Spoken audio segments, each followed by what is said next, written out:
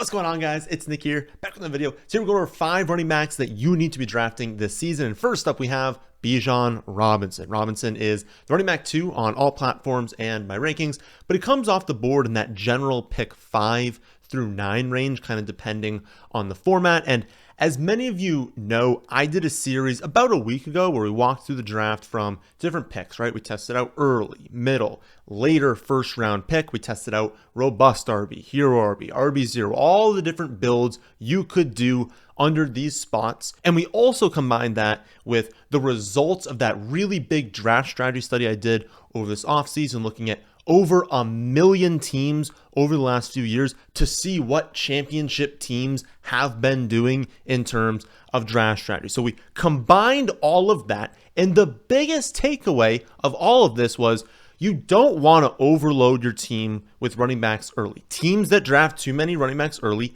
did not do as well, but you do need to grab one of them in the early rounds, and this season the talent pool really does fall off. There are like 7 running backs that I feel really good about.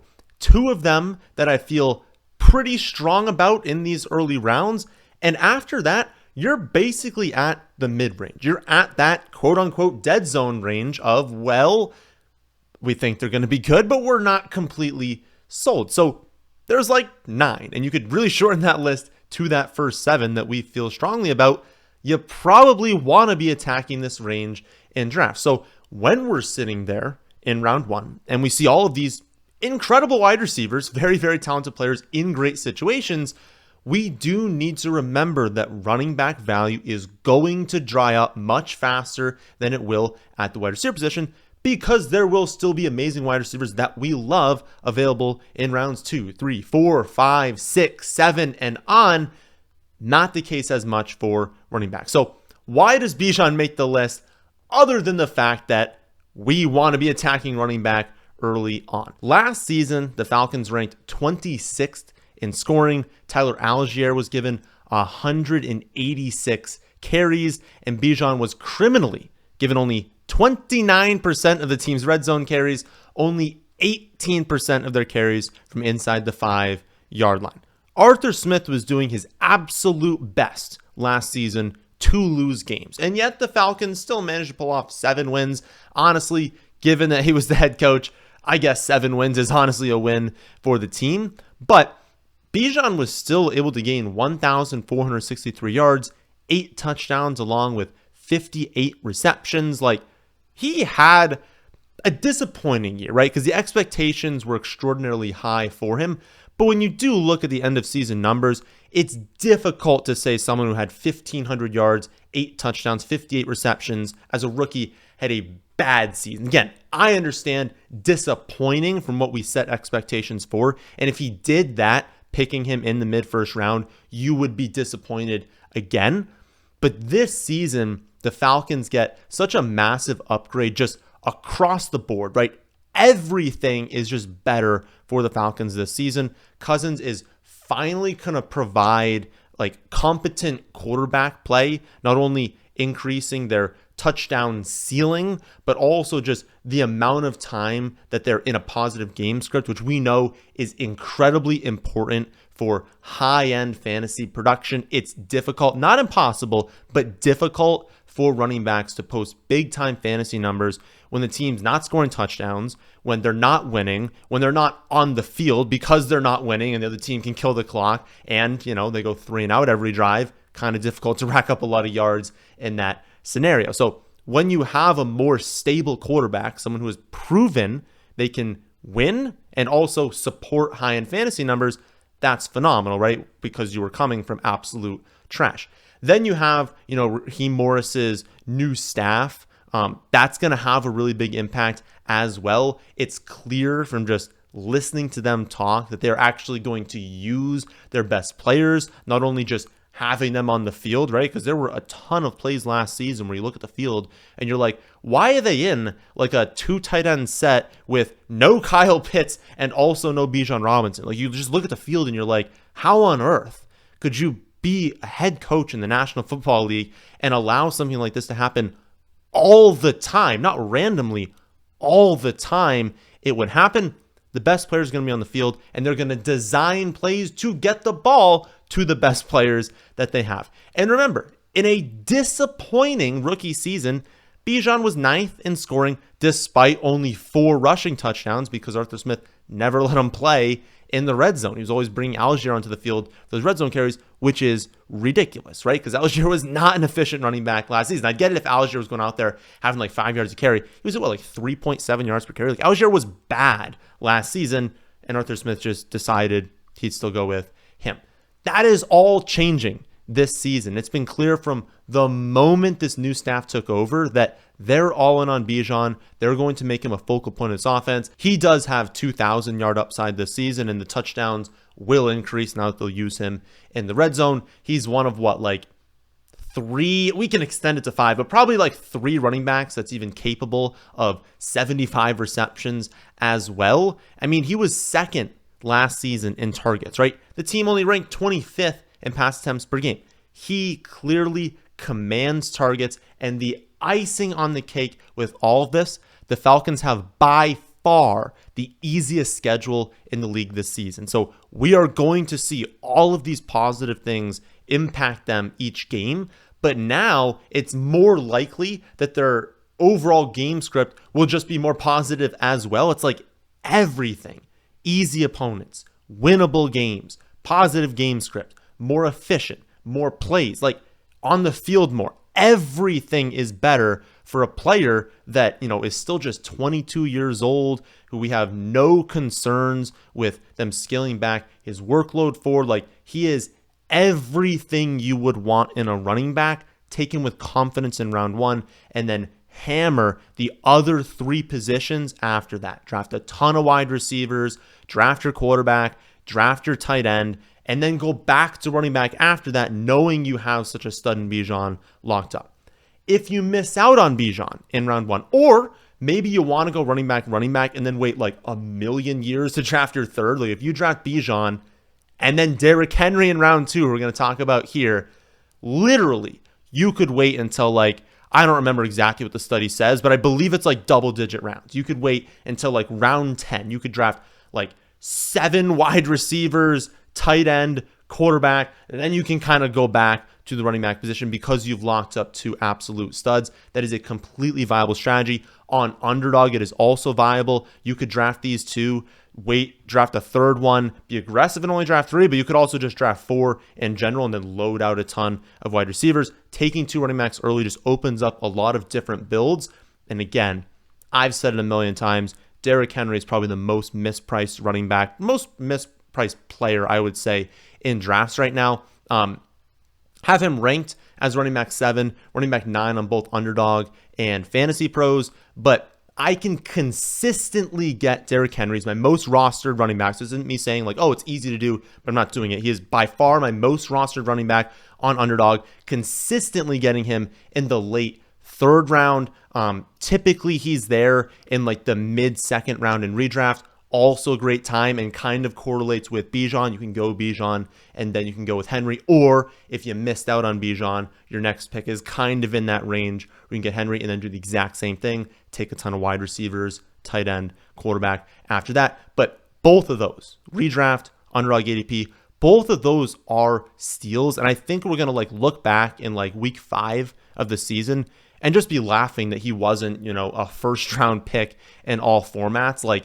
Henry has at least 10 rushing touchdowns in 6 consecutive seasons. That includes an 8-game season and then back-to-back years the last 2 years where the Titans won 7 in 6 games. So yes, he's seen his totals technically decline over the last 3 years, but he was by far the running back 1 overall in fantasy points per game in 2021 before suffering his only long-term injury of his career.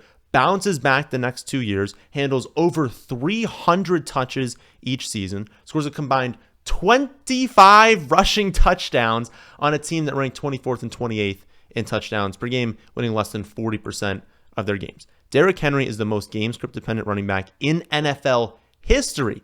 And you truly cannot overstate the move from the Titans to the Ravens. Back, a few years prior, the Titans were good, right? They were winning, like 10, 11, 12 games each season. They're probably hovering around like 10 or 11 wins. They were scoring a lot more. But these last 2 years have not been good for the Titans offense. It's really only been Derrick Henry, so teams know exactly how to stop that. You're moving from a bottom 5 to 7 offense to a top 5 offense, one of the top 3 on the ground. And when you look at the depth chart, I mean, there's no one, right? And you listen to them talk about Henry, they're like, yeah, we're going to feed Derrick Henry the ball. Obviously, he's going to be a focal point in the red zone. Like, he also has 2,000-yard upside. And to be honest, it comes with 20 touchdown upside as well. And again, you can consistently get him in the late 3rd round on Underdog. Like, if that doesn't make you want to sign up, then maybe the fact that if you do so with my promo code and deposit at least $10, you get my rankings for free, right? So if you want to see my redraft rankings and also use my Underdog rankings, you get them for free just by signing up for Underdog, depositing some money, and then using that, plus the bonus they're going to give you to enter into drafts. So best deal in the industry. Really no reason not to take advantage of that if you hadn't done so in previous years. But again, the deal is great, but the ADP on Derrick Henry makes it so incredible. Take him in the late 3rd round every single time that you can. After Bijan, after Henry, we're waiting, right? We're waiting a while kind of after that, unless you maybe want to take a shot on, I think Pacheco and Jacobs are like kind of the two in that mid-round section that I do like the upside on.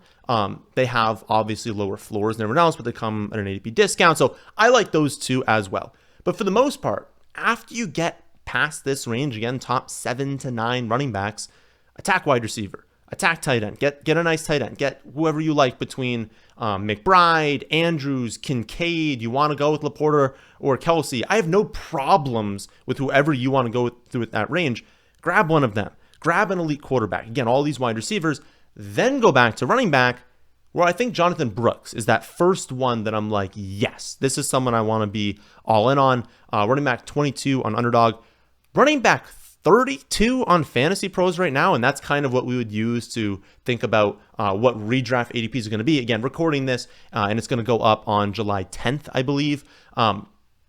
We don't know what ending ADPs are going to be, but Fantasy Pros average ranking is going to drive ADPs on most platforms, so we can assume he'll be around there. He did tear his ACL in mid-November, so we don't really know exactly when he's going to be back, what he'll look like when he is back. The thing is, that's why he's going so late, right? Like, had he never torn his ACL, he'd have gone earlier in the NFL draft. He'd be a top 15 running back in fantasy. So you're getting at least a 2-round, maybe a 3-round discount on him right now. And there have just been a lot of studies surrounding torn ACLs in the NFL. And while the prognosis in general has just gone up in recent years, like treatments are better, our understanding of the recovery process is better. And so people are returning from this injury at a much higher rate, at a much higher level than they had in, a decade or two ago, right? But also the studies have found that 2 indicators for are you going to return well are you a freak athlete and are you younger? Typically the cutoff is like 25, 26 years old for that one, but you want one of the two. Are you a freak athletically? Are you younger? And if you're both, amazing outlook recovering from the injury, which makes sense, right? I mean, even if you just thought through that logically, you're like, duh, I don't need like a study to tell me that, right? If you're super athletic to start with, well, even if you only hit 90% of what you were before the injury, that is still better than most people's 100%. And then I think everyone can understand that, like, younger people recover quicker from injuries, right? And they're able to hit their peak athleticism a little bit easier than older players. So both of them make sense. Brooks has both, right? He's an elite athlete. He's an incredibly young rookie. So not only are rookies obviously young, but he's a young rookie, right? He doesn't turn 21 until later this month. Benson's a year older. Vidal's 2 years older. Corum, 2.5 years older. Ray Davis, Tyron Tracy Jr., 3.5 years older. Like, there's a lot of even rookies this season that are significantly older. I love younger prospects. It doesn't mean they're always going to work out, but especially when a team goes all in, which, the Panthers went all in basically drafting him this early, coming off the injury. When teams go all in on younger prospects, like, This kid was dominating when he was 19 years old. That's way more impressive than someone posting the same numbers when they're 21, 22, 23 in college, right? Like, of course, Jonathon Brooks in 4 years is going to post pretty good numbers if you throw him on Texas, right? Like, of course, that's going to happen. When you do it at 19, it's a lot more impressive to me. And so when you couple that with high-end draft capital, with, everyone's model likes him, right? Film experts like him, like, it kind of feels like a lock that he's going to have a really good career. And it's just great in fantasy because, like, he has featured back potential. That's not something that a lot of players have, but I think the Panthers are going to be better than a lot of people expect this season. And they've been very vocal about how they're going to kind of coach this team. They want to run the football a lot, but they also want to utilize their running backs in the receiving game as well. They've got a huge upgrade at their head coaching position. Like, I think this team has sneaky upside. And I also think there's a chance that we kind of get into like July, into August. Maybe Miles Sanders even just gets straight up traded away. I think people that are doing projections right now, because you kind of have to, are projecting in Chubb Hubbard, they're projecting in Miles Sanders, and they're like, oh, well, okay, upside can't be there. I think if Brooks is kind of good to go, or at least they're like, okay, he's going to be fine by like month 2 of the season, I think they trade away Miles Sanders. People will see that, see how it indicates that they feel good about Brooks, and then his ADP is going to go up like a round or 2. Like, I think that's going to happen, and why not draft him before that happens, right? So take the discount right now. You're not going to get a featured running back in week 1, but who cares, right? The industry ranking on him is running back 32. 0 running backs going this late will be featured in week 1, and most of them never will be in their career. So, like, you consider that. You consider you're not starting a running back you draft this late anyways, so who cares if he's not 100% in week 1? You weren't starting him anyways. If he posted a bunch of points on your bench, great, you can start him moving forward. But if he doesn't, you can afford to wait because there's no buys and fewer injuries. Like, end of season matters way more. And I really think he's going to be a top 15 running back over the second half of the season, which is well worth a pick as running back 32 in drafts.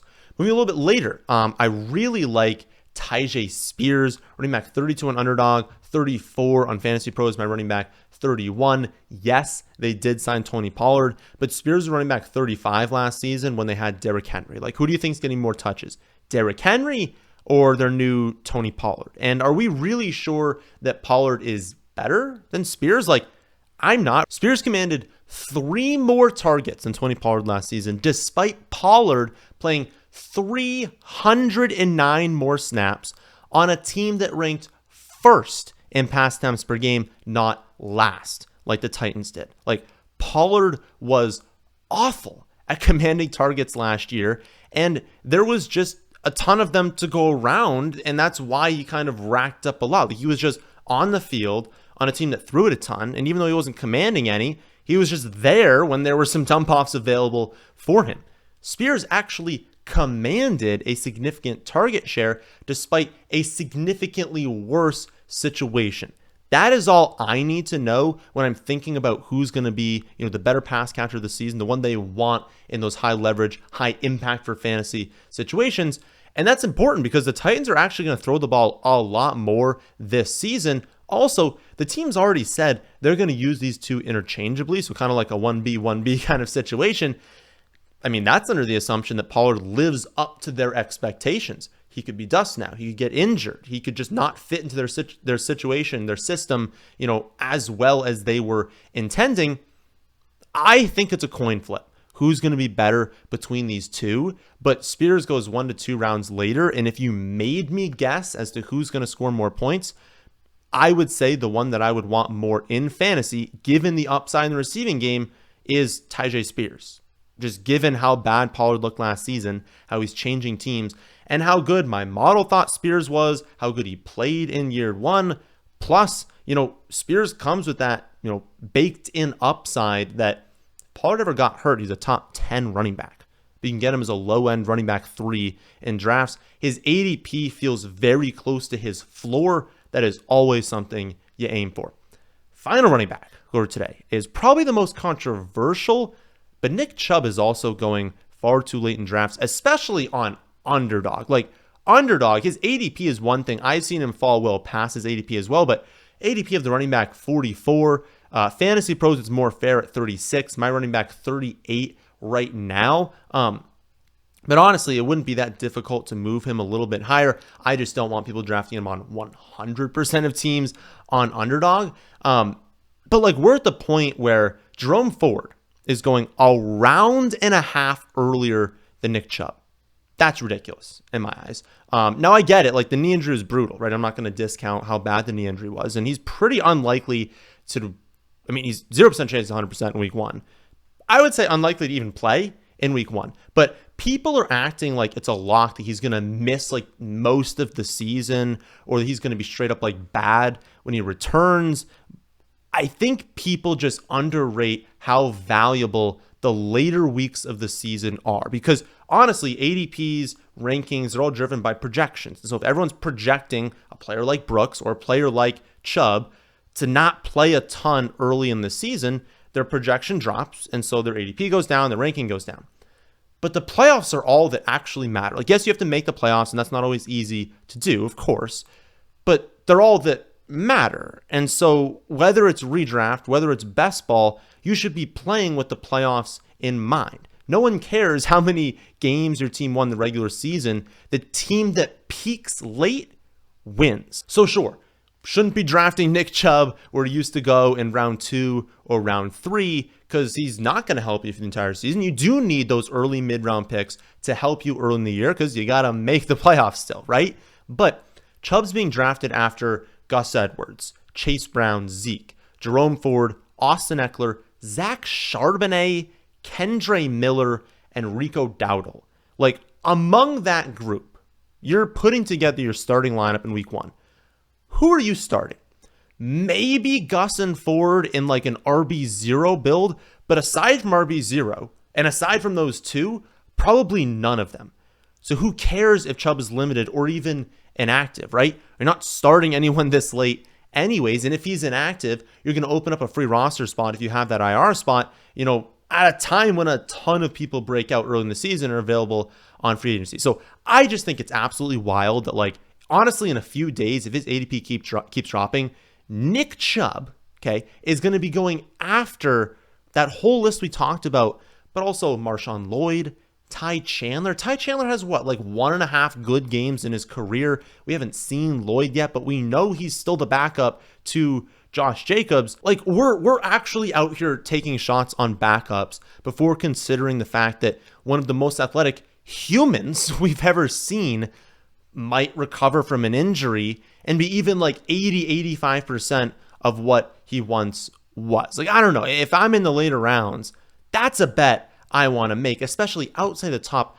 140 picks.